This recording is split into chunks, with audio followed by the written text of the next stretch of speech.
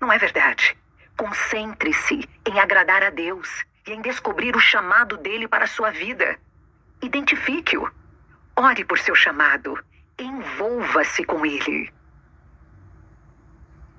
Caminhe de forma a produzir o fruto do Espírito. Quando entregamos toda a nossa vida ao Senhor e somos guiadas por seu Espírito, ele produz o fruto do Espírito em nós. O fruto do Espírito é amor, alegria, paz, paciência, amabilidade, bondade, fidelidade, mansidão e domínio próprio. Contra essas coisas, não há lei. Gálatas 5, 22 e 23. Todas precisamos que essas 9 características estejam em formação em nossa vida o tempo todo.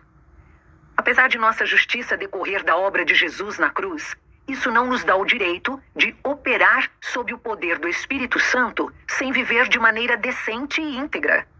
Realizar a obra de Deus não é para desobedientes ou impuros.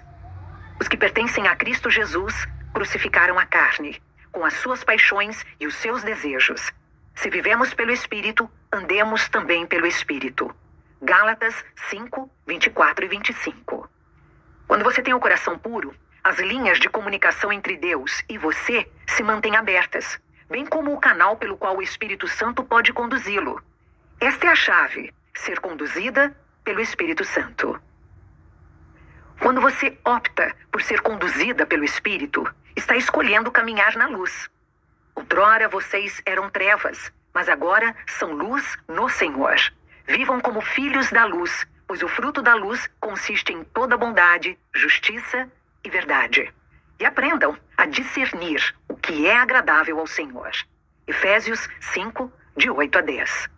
E uma vez que o mal está proliferando, devemos viver não como insensatos, mas como sábios, aproveitando ao máximo cada oportunidade, porque os dias são maus. Portanto, não sejam insensatos, mas procurem compreender qual é a vontade do Senhor. Efésios 5, de 15 a 17. Não podemos nos dar ao luxo de viver fora da vontade de Deus. Peça ao Senhor que ajude a entender a vontade dele e a capacite a sempre caminhar sob a direção do Espírito Santo. E você produzirá continuamente o fruto do Espírito em sua vida. Seja renovada em sua mente. O sistema do mundo é ímpio. Pessoas ímpias não buscam Deus. O Deus deles é o apetite, a luxúria, o desejo, a ambição, o orgulho e o poder. Elas querem ter o controle das coisas e farão tudo ao alcance para obtê-lo, incluindo mentir, trair, destruir e matar. Conhece alguém assim? O Deus delas é o inimigo de Deus e de todos os cristãos. Quem se conforma ao sistema do mundo está se aliando ao inimigo de Deus. Não me refiro ao exuberante mundo físico que Deus criou e todas as coisas boas que nele há. Estou falando do espírito no mundo que se opõe a Deus e é controlado pelo espírito do anticristo. Não devemos nos aliar a ele. É verdade que o inimigo cega o entendimento das pessoas, mas não crer em Deus continua sendo uma escolha pessoal. Mas se o nosso evangelho está encoberto, para os que estão perecendo, é que está encoberto. O Deus desta era cegou o entendimento dos descrentes, para que não vejam a luz do evangelho da glória de Cristo, que é a imagem de Deus. 2 Coríntios 4, 3 e 4. Aquele cujo entendimento foi cegado, jamais verá a beleza do Senhor.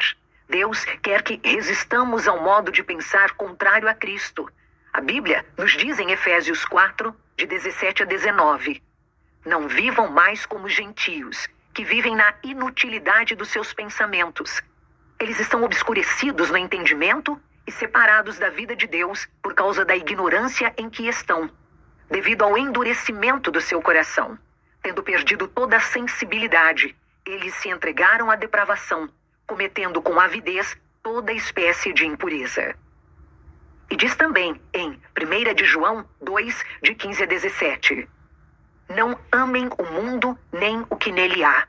Se alguém ama o mundo, o amor do Pai não está nele. Pois tudo o que há no mundo, a cobiça da carne, a cobiça dos olhos e a ostentação dos bens, não provém do Pai, mas do mundo. O mundo e a sua cobiça passam, mas aquele que faz a vontade de Deus permanece para sempre. E ainda, em Efésios 4, 23 e 24. Quanto à antiga maneira de viver, vocês foram ensinados a despir-se do velho homem, que se corrompe por desejos enganosos, a serem renovados no modo de pensar e a revestir-se do novo homem, criado para ser semelhante a Deus, em justiça e em santidade provenientes da verdade. Para resistir ao espírito deste mundo, precisamos ter a mente renovada e clareza de pensamentos.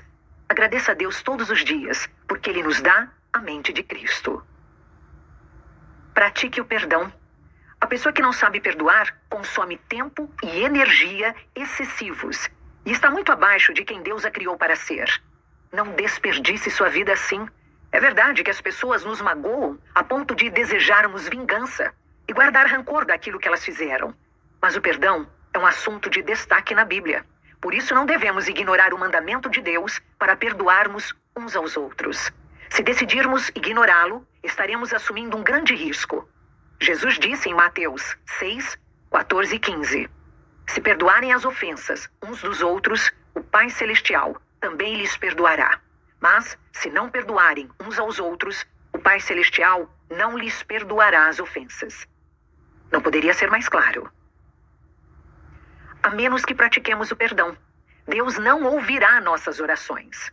Se eu acalentasse o pecado no coração, o Senhor não me ouviria. Salmo 66, 18. Não é que Ele não possa ouvir nossa oração, mas Ele escolhe não ouvi-la.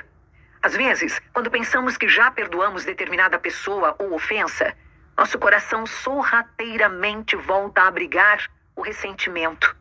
Isso acontece porque a mágoa pode ter raízes bastante profundas, principalmente se a ofensa foi grave ou se prolongou por muito tempo.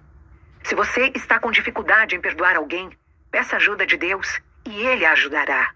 Ao perdoar, você se torna livre da tortura gerada pela falta de perdão, usada pelo inimigo para enfraquecê-la e destruí-la. Você não quer que suas orações deixem de ser respondidas, nem que as bênçãos que Deus lhe reserva sejam interrompidas. Você não quer ser enfraquecida em sua batalha espiritual. Você quer agir com base no poder concedido pelo Deus Todo-Poderoso, a quem você serve. Portanto, peça ao Senhor que Ele lhe revele qualquer falta de perdão em seu coração, a fim de que você se livre dela. Jesus nos oferece completo perdão por nossos pecados. Por isso, devemos confessar diante de Deus todas as nossas transgressões e assim receber o perdão. Se você não está convencida de que foi completamente perdoada, terá de carregar um pesado fardo de condenação. Isso é tão ruim quanto a falta de perdão. Outro peso para o qual seus ombros não foram projetados para carregar e que não lhe dá a liberdade de ser a pessoa que você foi chamada para ser. Uma vez que o Senhor nos perdoou, devemos perdoar uns aos outros. Cuidado com o que você diz. Nossas palavras podem comprometer nossa caminhada com Deus. É por isso que devemos pedir que o Espírito Santo monitore o que falamos antes de fazê-lo. A boa notícia é que Deus pode mudar nosso coração de forma a influenciar nossas palavras. Quem quiser amar a vida e ver dias felizes, guarde a sua língua do mal e os seus lábios da falsidade. Afaste-se do mal e faça o bem. Busque a paz com perseverança, porque os olhos do Senhor estão sobre os justos e os seus ouvidos estão atentos à sua oração. Mas o rosto do Senhor volta-se contra os que praticam o mal. 1 de Pedro 3, de 10 a 12. Há uma conexão entre aquilo que dizemos, seja algo maligno ou não, e orações respondidas. Deus ouve nossas orações quando nossas palavras refletem sua verdade. Quando temos a palavra de Deus viva em nós e o Espírito Santo que habita em nós ativa esse poder, nosso coração é regenerado e renovado, de um modo que somente Deus pode fazê-lo.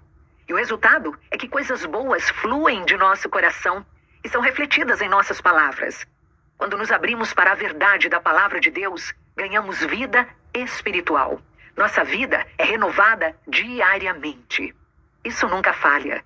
Jesus disse que devemos orar dizendo: seja feita a tua vontade, assim na terra como no céu.